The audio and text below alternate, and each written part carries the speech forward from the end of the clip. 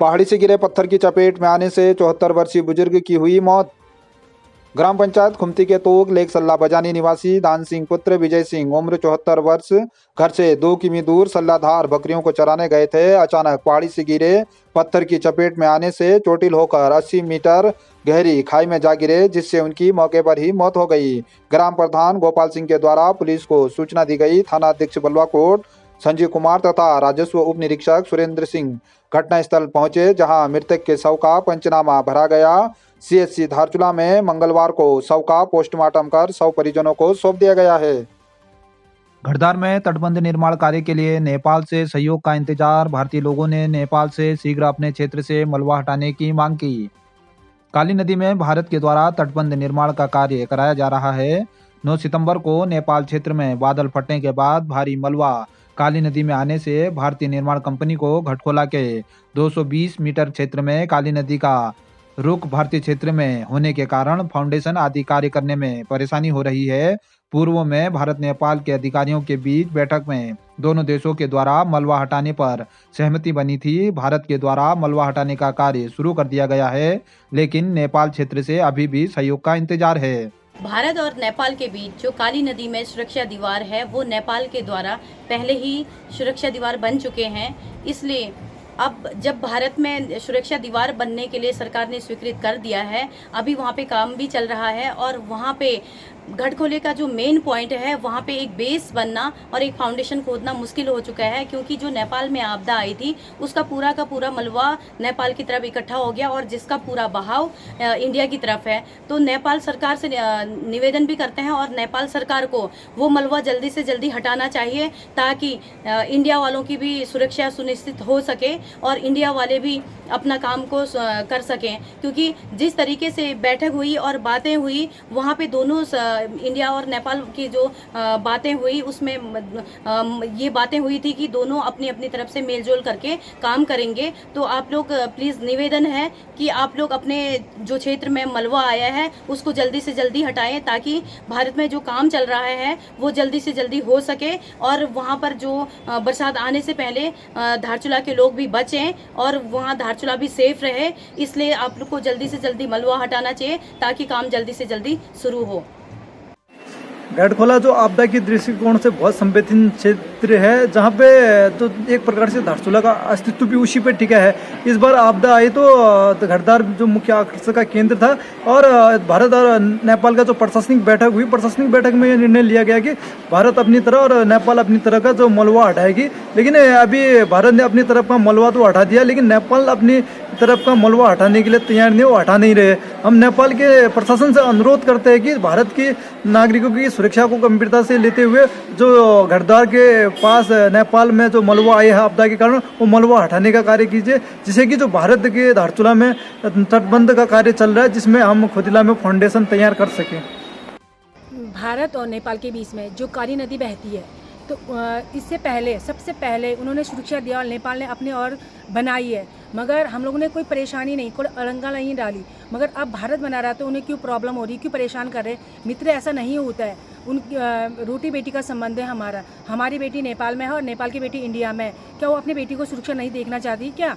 जो वहाँ से मलबा आया है, ये 2-4 महीने पहले वहाँ पे क्या मलबा हमारे भारत में आके हमको कितना ज़्यादा नुकसान कर रखा है, अभी वहाँ पे है, उसको हटाइए।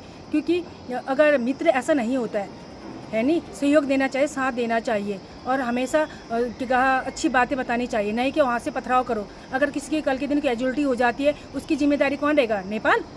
हम तो एक क्या यहाँ के रहने वाले क्या जनसंख्या है, हमें भी अपनी सुरक्षा देखनी है और आपकी भी सुरक्षा देखनी है। मगर ये नहीं कि आप अपना संबंध अच्छा बनाए और हमसे गलत, ये गलत बात है।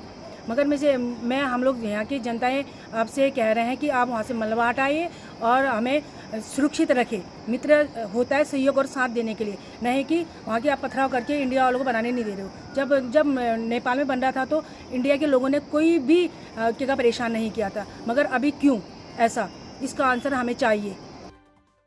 थलमुनस्यारी मोटर मार्ग में बिरथी के पास फंस रहे वाहन यात्री हो रहे परेशान।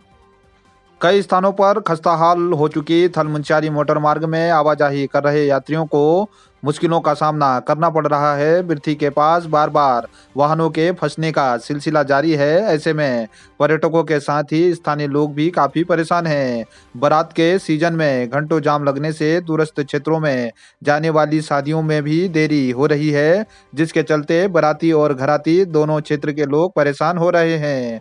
आपको बता दें कि आपदा के बाद से ही थल मुनस्यारी मोटर मार्ग कई स्थानों पर खस्ता हाल हो गई है। ऐसे में वाहनों के फंसने से लोगों को जाम का शिकार होना पड़ता है और लोग परेशान हैं।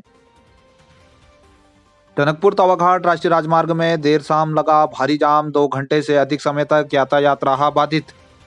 टनकपुर तवाघाट राष्ट्रीय राजमार्ग के अंतर्गत एलधारा से ग्वालगांव के बीच देर शाम भारी जाम लग गया, जिससे 2 घंटे से अधिक समय तक यातायात प्रभावित रहा। जाम की मुश्किल हालातों को देखते हुए सूचना पर मौके पर पुलिस पहुंची, जिसके बाद आधे घंटे की कड़ी मशक्कत के बाद यातायात सुचारू हो सका, जिससे लोगों ने राहत की सांस ली। घंटों लगे जाम से लोगों की मुश्किलें बढ़ गई। लोगों को काफी परेशानियों का सामना करना पड़ा। ग्राम स्वराज अभियान के तहत 2 दिवसीय प्रशिक्षण वर्ग का हुआ उद्घाटन। मगरबला में आज से पंचायती राज निदेशालय के तत्वाधान में 2 दिवसीय प्रशिक्षण वर्ग का ग्राम प्रधान मगर विमला देवी तथा ग्राम प्रधान दाफा प्रेमा देवी के द्वारा उद्घाटन किया गया। हिमालय पर्वतीय विकास संस्थान टिहरी गढ़वाल के प्रशिक्षक दल के लीडर उमाशंकर के नेतृत्व में प्रशिक्षकों के द्वारा 2 दिवसीय प्रशिक्षण कार्यक्रम की रूपरेखा से प्रतिभागियों को अवगत कराया गया। पंचायती राज व्यवस्था की अवधारणा एवं भूमिका पर जानकारी देते हुए समय समय पर पंचायत राज व्यवस्था में हुए संविधान संशोधन से प्रतिभागियों को अवगत कराया गया। सतत विकास के लक्ष्यों की पूर्ति हेतु पंचायतों एवं रेखीय विभाग के द्वारा किए जाने वाले कार्यक्रमों एवं गतिविधियों की जानकारी दी गई। कार्यक्रम में न्याय पंचायत मंडलकिया के ग्राम पंचायत गिन्नी, गिरगांव, बिर्थी, मगर, दाफा, डोर तथा रुइसपाटा के पंचायत सदस्य, आशा आंगनबाड़ी कार्यकर्ता, स्वयं सहायता समूह एवं महिला मंगल दल तथा युवक मंगल दलों के प्रतिनिधियों ने प्रतिभाग किया। प्रशिक्षण कार्यक्रम में ANM Geeta Baral, CHO Rohit Rawat, AF Pushpa Rana, Jagdish Mehta, Darpan Singh, साथी गोविंद बिरथवाल सहित दर्जनों लोग मौजूद रहे। नाभी रोंगकोंग में स्वास्थ्य शिविर का हुआ आयोजन। जांच के बाद दर्जनों मरीजों को निःशुल्क दवा की गई वितरित। भारत सरकार आयुष मंत्रालय की योजना के अंतर्गत एवं निदेशक होम्योपैथिक डॉक्टर जे.एल. फिरमाल के निर्देशानुसार एवं जिला होम्योपैथिक चिकित्सा अधिकारी डॉक्टर सरिता जोशी के निर्देशों पर राजकीय होम्योपैथिक चिकित्सालय धारचूला जनपद पिथौरागढ़ उत्तराखंड के द्वारा डॉक्टर विजय सिंह फिरमाल एवं आयुर्वेदिक चिकित्सालय धारचूला सिमखोला के डॉक्टर किशोर सिंह सिरखाल द्वारा राजकीय प्राथमिक विद्यालय नाभी एवं राजकीय प्राथमिक विद्यालय रोंगकोंग में निःशुल्क स्वास्थ्य शिविर का आयोजन किया गया, जिसमें कुल 44 लोगों का स्वास्थ्य परीक्षण कर निःशुल्क दवा वितरित की गई। चिकित्सा शिविर में डेंगू, चिकनगुनिया वायरस सहित अन्य बीमारियों से बचाव की जानकारी देते हुए स्वच्छता के प्रति भी जागरूक किया गया। शिविर में बिमला, कुंवर सिंह धामी, संजय रोंकली सहित अन्य लोगों ने सहयोग दिया।